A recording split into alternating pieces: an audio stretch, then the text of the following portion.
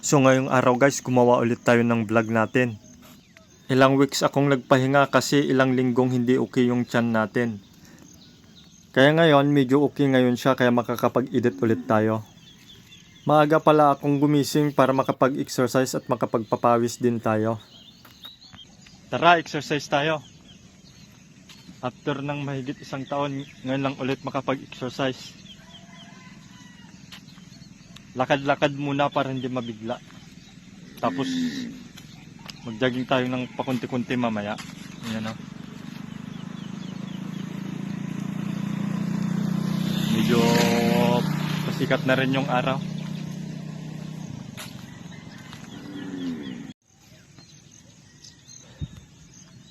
Tara, start na tayong paunti-unting jogging.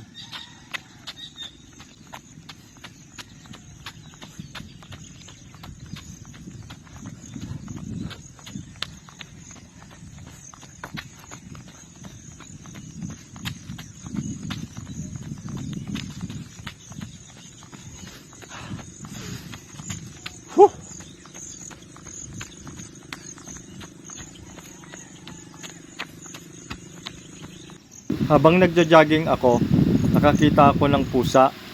Payat siya at mukhang nanghihina. Mukhang inabando na siya ng may-ari. Gusto ko siya sanang hawakan kaso medyo mailap. Kapag lumalapit ako, lumalayo siya.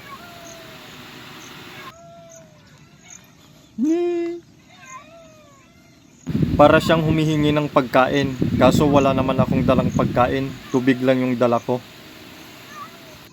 Dahil naaawa ako, bibili ako ng tinapay sa pinakamalapit na tindahan.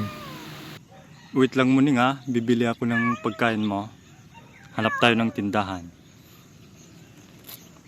Bili tayo ng tinapay siguro. Yan, nakakita na tayo ng tindahan, bibili na tayo ng tinapay. Yung walang palaman pala yung binili ko, kasi baka ayaw niya ng may palaman. At saka hindi pwede ang matatamis sa pusa. Mura lang naman ito, mga 7 pesos lang sa isang supot. Pagdating ko, wala na si Muning. Sinubukan ko pa siyang hanapin, baka sumiksik lang, kaso wala na talaga.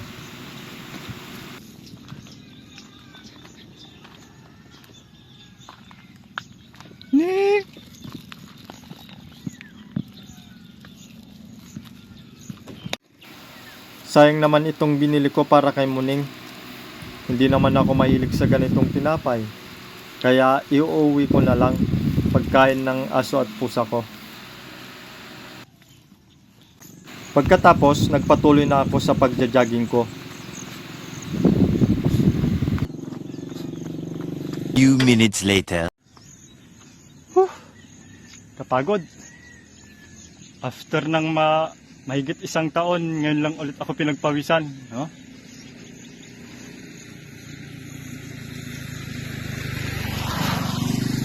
Pinagpapawisan lang ako kapag tuwing kumakain na lang ako, doon na lang ako pinagpapawisan eh. Ngayon lang ako ulit pinagpawisan ng exercise.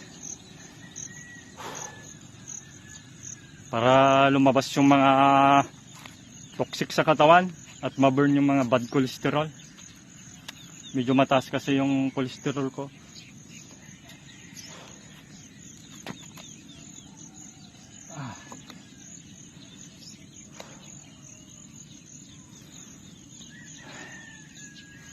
Pati yung mata ko nalagyan na ng pawis. Inom muna tayo ng baon kong tubig.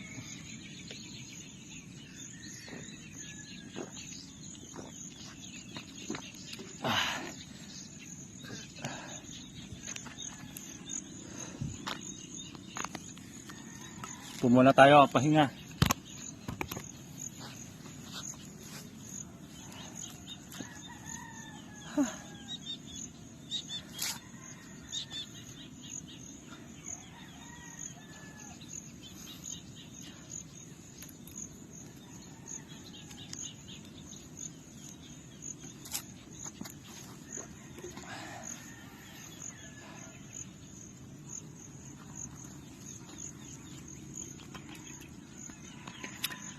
Mamaya kunti uwi na rin tayo. Mataas na rin kasi yung araw. Pwede na to, pinagpawisan na talaga ako. Sinusubukan ko na lahat para lang gumaling ako. Lahat ng mga healthy ginagawa ko na. Exercise, kumain ng mga healthy foods. Lumalanghap ng mga sariwang hangin. Lagi ako sa mga mapuno, yan o, mga madamong lugar. Kasi sariwa yung hangin dito, fresh. Nakakatulong din to. Kasi oxygen. Kaysa yung nakakulong ka lang sa bahay, wala. Mas lalala yung sakit mo kapag gano'n. Hanggat kaya, sige lang ng sige. Ginagawa ko na nga lahat.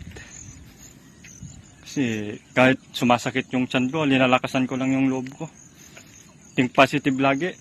Kapag may nararamdaman ako, inaabala ko yung sarili ko.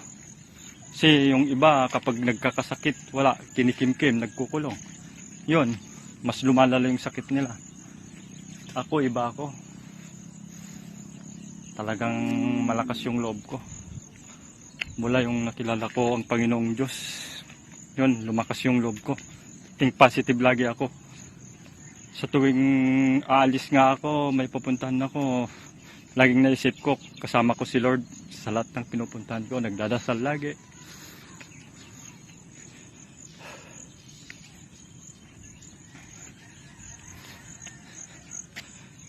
Sige po, uwi na rin ako.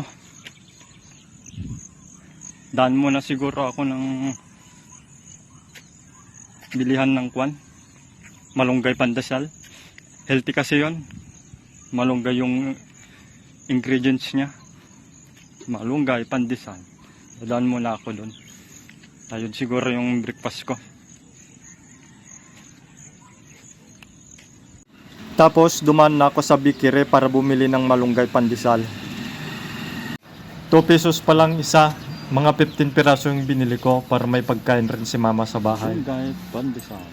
Malunggay, pandesal, mainit-init pa. Dumaan na din ako para bumili ng dahon ng kamote. Ilalaga ko mamaya ulam ko, tapos maglalaga din ako ng itlog. 15 pesos lang pala ang isang bundle ng dahon ng kamote dito sa amin. Pagdating ko sa bahay, pinakain ko na sa aso ko yung binili kong tinapay na para kay Muning sana.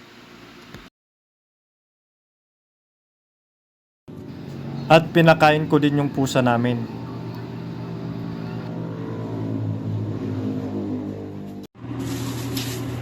Kain tayo, malunggay pandesal. Mainit-init pa. At napaka-healthy.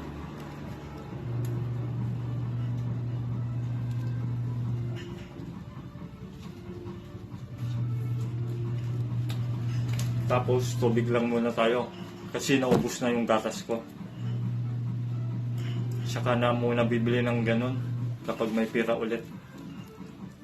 Sobrang mahal kasi yung gatas na yun eh. Yung tubig-tubig lang muna tayo. At pandesal, malunggay, healthy.